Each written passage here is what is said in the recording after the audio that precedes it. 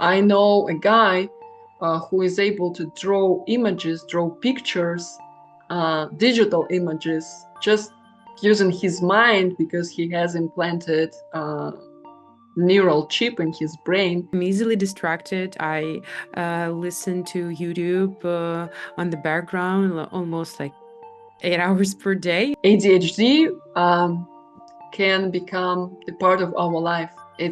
It will probably become a new norm. What does it mean to be aware of my dopamine, for example? Um, how can I make this process more efficient for me to concentrate and to use my dopamine reactions correctly? I don't know. Try to eliminate distractions and try to eliminate unnecessary consumption of digital information. For example, if your screen time is 8 hours per week, you probably have some dopamine issues. Per If you day. spend 8 hours, You said per week, but I should correct that oh, it's maybe, eight yeah, hours yeah. per day. Yeah, sometimes Yes, even more. yeah. This is one thing. I guess, yeah, it's the most important, like to eliminate distractions and consumption of social media and screen time. Otherwise, it will be really, really difficult. And if you find yourself on a dopamine addiction, um, so these people with dopamine addiction, they more likely to be very risky and they're more likely to choose toxic relationships Wow. because they need this range of emotions. They either feel so high when they everything is good. It's like a roller coaster. But Uh-huh. the next day they feel completely burned out. It has roots in the process of dopamine release and how it works. Yeah, so like if you want to be like happiness is a more stable state than euphoria of some way. Yeah, so when you have these spikes, you also will have this downfalls. Yeah, Yeah. and that's where all the conflicts and other bad stuff begin. Got it. So It's always a balance. Yeah, it's all about balance, I would say, because we don't want our life to be boring, but at the same time, we don't want our life to be like an emotional roller coaster. Yeah. Yeah, and it seems like everything now, like all social media, every entertaining is created to increase our level of dopamine, like increase it very fast from like first seconds. And I have a sister, and she's 14 years old, and she Mhm. says that it's really, really hard to her to watch a movie like Mhm. alone. So she just can't do this. And she understands the problem herself, but that's an alarming thing. And to be honest, for me too. So Mhm. for me, like I'm easily distracted. I listen to YouTube on the background almost like 8 hours per day. Probably not that, like it's gonna be a lo-fi at least, but it could be a podcast, and it's like you're getting too bored too soon Mhm. without anything on the background. Yeah, for me personally. Yeah, so Mhm. probably I'm in this list of dopamine addicts. So we should um hold a group of anonymous Oh dopamine yeah. addicts. It's but anyway, it's a part of our nowadays life, and we will probably adapt somehow, but it's a kind of new norm for nowadays. What Got it. else? Yeah, Yeah, in so I terms. wonder, it's like, do you personally apply some neuroscience tips and techniques to your own learning when you're studying? Because you're studying a lot. I try to follow basic rules, good sleep and physical activity after learning, and Hmm. I will explain why it's important. I already mentioned importance of REM sleep in the process of memorizing information and getting rid of unnecessary information. So you can learn the whole day, but if your sleep is unwell, you will not remember this information, unfortunately. So that's a crucial part. Physical activity after learning process also helps us to memorize information. For example, if you listen to this podcast and you picked up some useful tips, and after this podcast, you will do something like running outdoors or uh, 10 squats or whatever, some physical activity. You will boost the level of we call this substance BDNF, not BDSM. BDNF, it's brain-derived neurotrophic growth factors. It's basically the protein, and it helps to boost neuroplasticity in the process of creating synapses and neural networks. So physical activity after learning process is the thing. And yes, what I usually do, I set up a goal. I try to focus, try to avoid distractions when I need to study something. I'm mindful about my sleep and physical activity. And what else you need? Repetition, practice and repetition. As I Hmm. said at the beginning of this podcast, when we repeat actions, we make our neural networks, neural connections stronger. We build more synapses and we make this process more automated, more faster. We gain an expertise. And using Hmm. the mirror neurons technique, it's good to learn from someone, like observe someone actions, see the demonstrations, hands-on experience.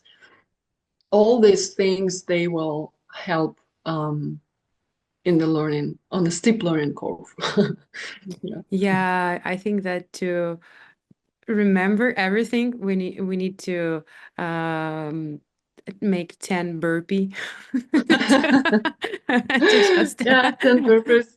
to just keep Good, this good, information good in enough. my Yeah, go for yeah. it. I hate burpees. Like, oh no, that's Me not. too. But yeah, yeah. So so I think that all things that you're saying, when I'm trying to apply to my own experience, everything like it works. Yeah. So for me personally, it's much more easier to learn with someone or from someone. I'm like, this is my and in conversation with someone. So I really need to pronounce some thoughts and some ideas and to get some kind of a feedback. Sometimes it's just like a mirror feedback, like Mhm, nothing special, and like everything is going in the right bookshelf in my head. Yeah, so mhm. I think that everything's work, but I now I understand why I don't remember almost anything from these exams that I had in my university previously. Yeah, so because I wasn't sleeping for the whole night to repeat everything, yeah, to try to remember the information, and then like after 2 hours of sleep, you're trying to make your best and to show the professor and the teacher that you know something, and in a month it's gone. Empty head. Okay, so and that's interesting because the um, s- psychology is getting more popular, and like therapy is more like a common thing, especially here in Valley. And I wonder, is there any, and how does neuroscience explain why cognitive behavioral therapy, for example, works? I would say, again, it's all about neural networks. When we gain some life experience, when we gain traumas or happy moments in our life, it creates memories, emotions, and every memory and emotion and every action is basically the set of neurons connected to each other. Hmm. And thanks to neuroplasticity, we can reshape this experience. And that's exactly what behavioral therapy or psychotherapy does for us. we have some kind of framework. Let's say there is a situation on one side and there is an outcome of situation on another side.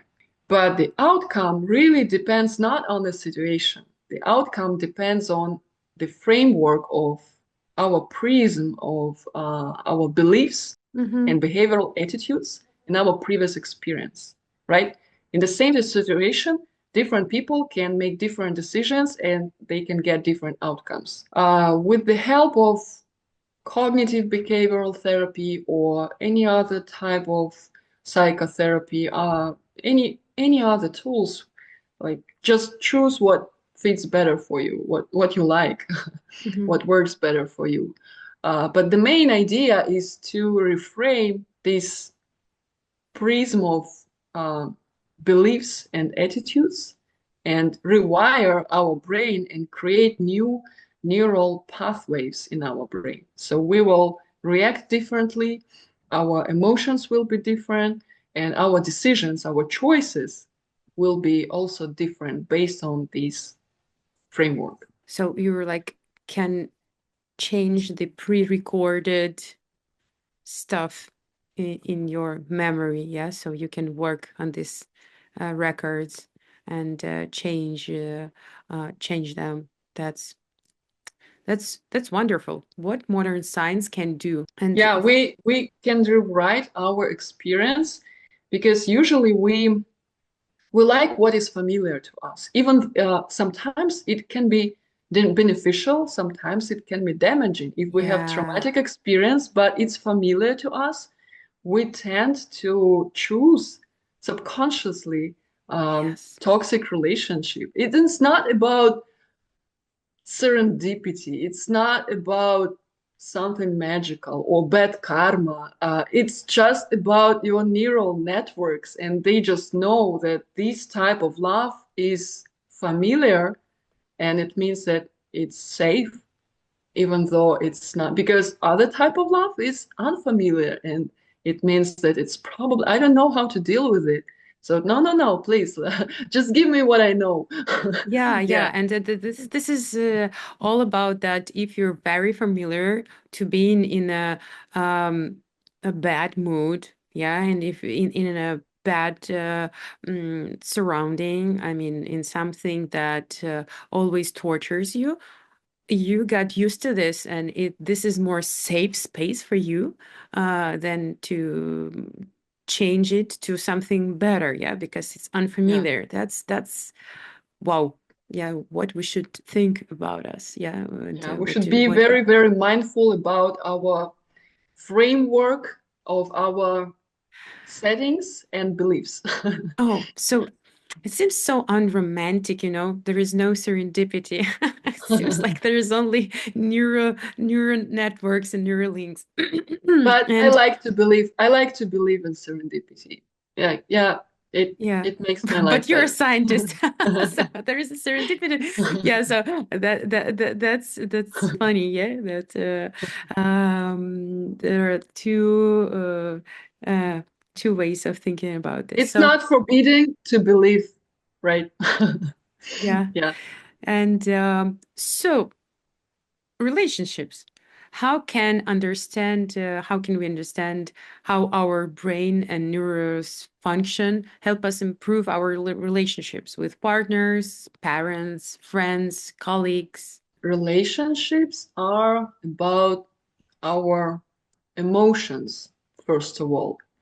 What do we feel and how do we feel about ourselves, about our partner, about being together? And again, thanks to the neuroimaging breakthroughs like functional MRI, it's possible to study our decision making patterns and behaviors and our emotions. And I even participated like a few weeks ago. I participated at psychological study at Stanford. For 1 hour, I did a functional MRI session, and during this session, I performed different tasks on decision making. I played video games. I evoked my emotions, and everything was recorded. I don't know the results yet, but they will make a nice paper when they will collect all the results from all the participants. So it's possible to study this. And the results of current studies, so what do we know for now about building healthy relationship and how neuroscience can help it? I would mention maybe three main things: oxytocin, dopamine, and amygdala. Let me explain. The oxytocin helps us to build trustful connection. And in a relationship, it's important to be physically connected, physical touch, like holding hands, hugs and kisses, sex, eye-to-eye contact, deep conversations, sharing something, active listening. It helps to release oxytocin and build safety, and we feel more relaxed, more happy, less anxious, and it creates a very strong bonds with our partner.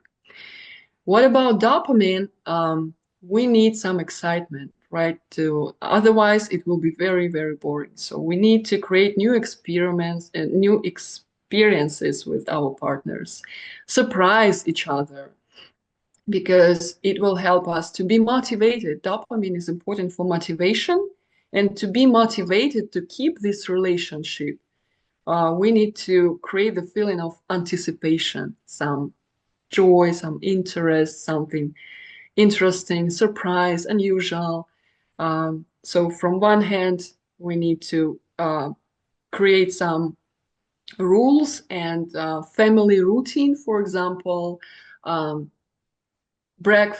breakfast together in the morning, or go to the favorite coffee shop, like choose what you like the best, or share interests. But at the same time, we need to trigger and challenge our partner and yourself to surprise each other. What about amygdala?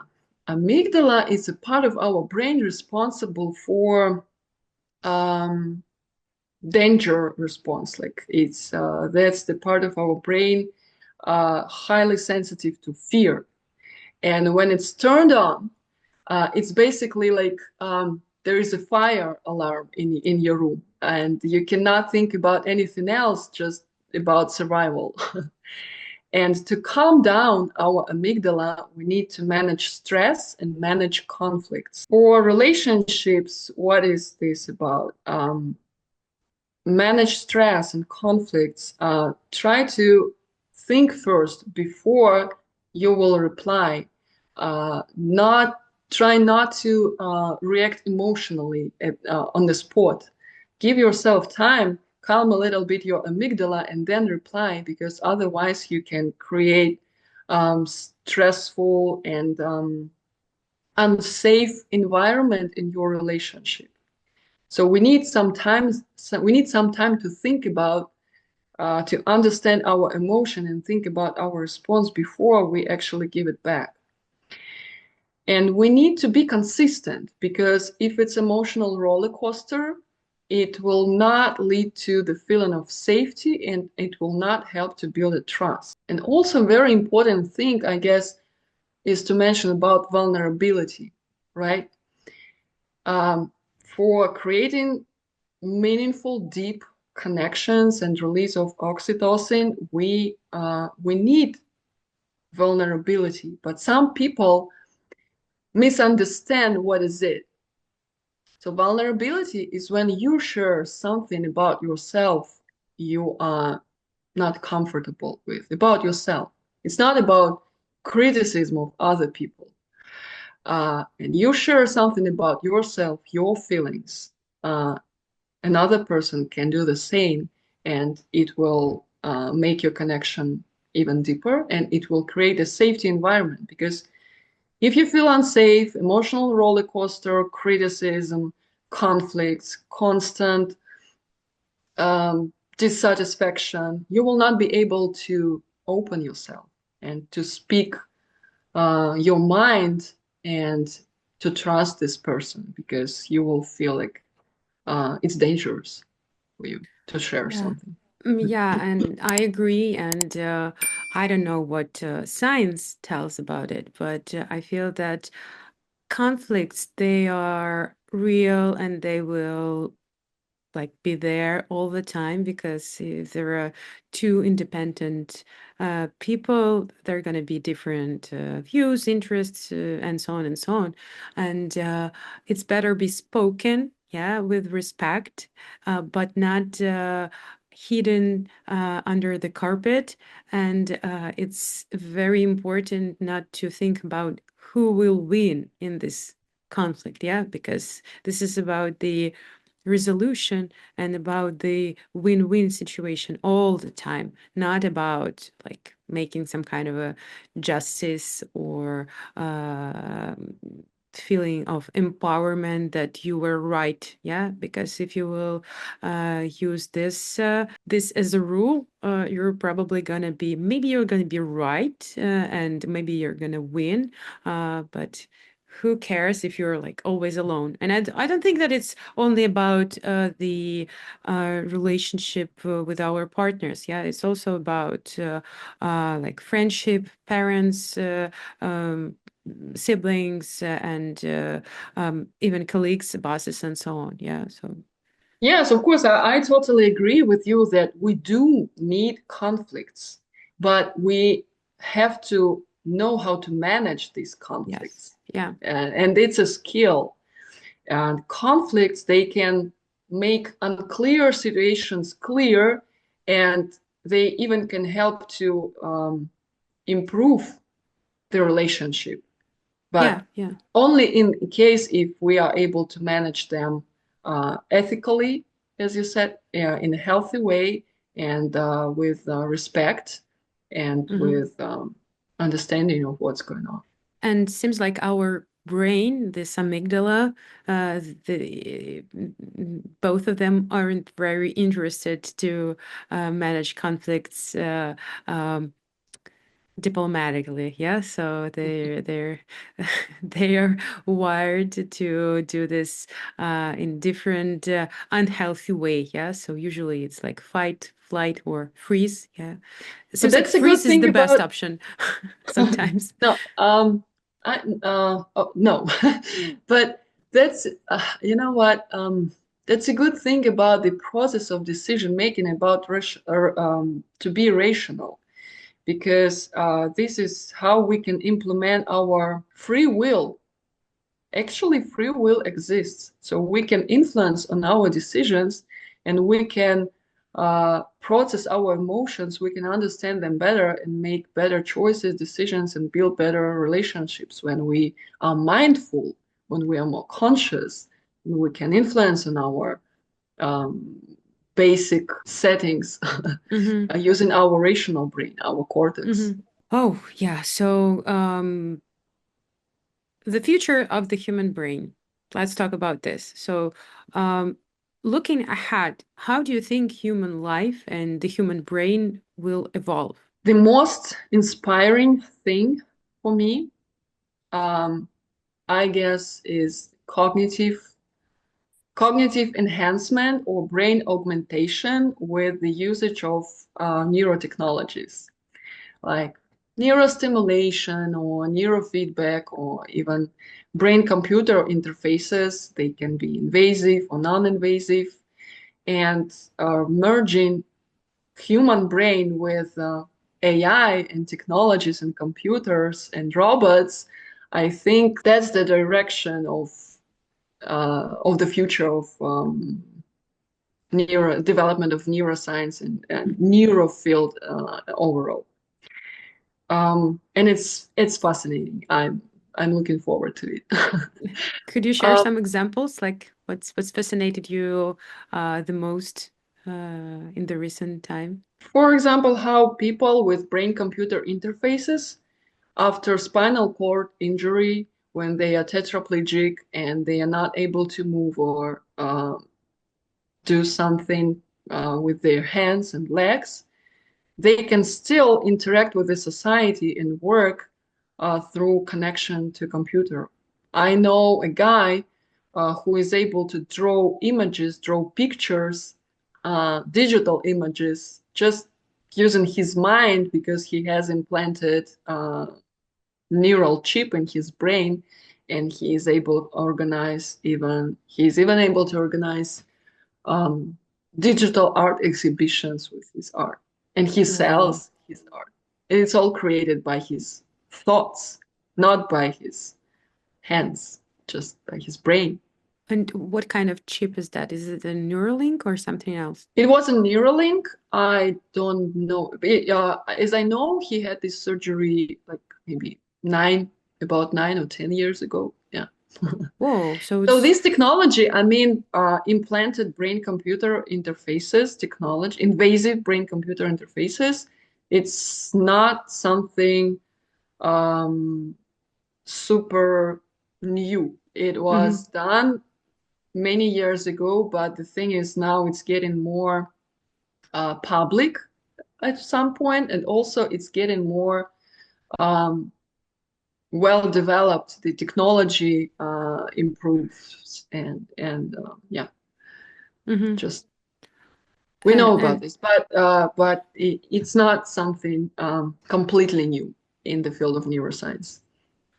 yeah, so we're gonna be enhanced with different tools, and is the Yeah, future is that we're gonna be connected to the internet probably through our some sort of some device. yeah, and Wow. it leads to another problem about the Yeah. future, digital overstimulation, and I Mm-hmm. expect that there will be a huge raise of neurodiversity, and ADHD can become the part of our life. It will probably become a new norm of a society because of mental health crisis and digital overstimulation, overloading of information. So, in today's world, many scientific studies go viral despite having limited data. As a scientist, how do you distinguish between groundbreaking research and overhype findings? It's a good question because yes, I agree. There are a lot of information everywhere, news, social media, and to find the right information, we need, when we talk about scientific papers, I would recommend to read original papers, not references. And what about original paper? I usually pay attention on where was it published? Is it a peer-reviewed journal or just a regular journal? What is it? Where is it published? Who funded this study? Because sometimes it also can be biased depending on Mm-hmm. who funded the research. Another question is, was it a randomized controlled study or just a simple study and without a control group? It's important to check different hypotheses on a study group and compare it with a control group. Otherwise, the statistic outcome and the real result can be very biased. Yeah, so original papers, randomized control study, peer-reviewed journals, and I Mm-hmm. guess that's more or less what you should And focus on. uh, what um, disappoints you about modern science in all of this social media and in regular media? I'm passionate about science and how it develops and about our future merging our brains with technologies and even about AI. I'm a techno optimist and I believe that it will be a breakthrough. But what disappoints maybe is that there are also a lot of misinformation about what's going on. Mm-hmm. And there are a lot of myths about brain. And I would say that um, a huge problem is social media, especially some influencers who are not scientists by themselves, but they spread um, information about science which can be even dangerous. For example, um, when you asked me about, again, the future of neuroscience, I was thinking about psychedelics and their influence on mental health diseases and treatment. But at the same time, it became so popular through the social media, the psychedelic retreats and so on. But yeah, maybe short-term effect is um, is good, but for now we not fully understand the long-term outcomes of this. And in unsupervised conditions, people can have problems with hallucinations or even psychotic episodes, and it can be very dangerous. This is why, yeah, that's what makes me dissatisfied about Like modern approach of pop science, yeah. pop So there's a science. pop science, and there are a Yeah, lot of people that want to yeah. earn money on this popular science. I wonder what is the most popular myth that you would like to debunk that is spread around the social media that triggers you about, I don't know, brain health or neuroscience? Share something that. I think there was a popular myth about left and right hemisphere. So like uh, left brain is responsible for logic, and right hemisphere is responsible for creativity. It's not true. So our brain works like an orchestra, and each part communicates with another part. So it's a myth. And what else? I guess about free will and willpower. Um, we can influence on our decisions while we understand our behavioral patterns.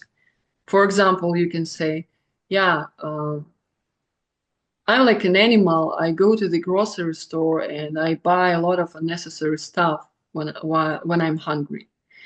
But you can control this process, right? Don't go to the grocery store as you know about this. Don't do it. Don't go to the grocery store when you're hungry. So by understanding these things and emotional triggers and how does the brain work and what is your framework, what is your behavioral strategy, you can change the way of your decision making. And Mhm. in these terms, we are able to choose more efficient, more successful strategies and decisions in our life using our free will. So free will exists. Yeah. Yes. So thank you. And we're heading to the very last section. I'm going to ask you short questions, and you just need to choose one option. A deep scientific discussion or a poetic performance in front of the audience. Poetic performance, no doubts. Neurosurgery's traditional methods or AI-driven neurotechnology. AI-driven neurotechnology, yes. Winning a major scientific award or seeing your research directly change a patient's life. Seeing my research directly changing a patient's life. Yeah. My Um, previous my previous research interest was about neuro-oncology and brain cancer treatment. And even now, I believe that in the future, we will be able to treat neurodegenerative diseases like Alzheimer's, but hopefully we'll be able to treat brain cancer. Um, yeah, I, I I, guess I, it's just about time, timing. yeah, I It's a hope matter so. of time. Learning to surf or learning Python to program lab robots. Learning to surf. Python, it's so challenging. Fine dining or comfort food. Fine dining.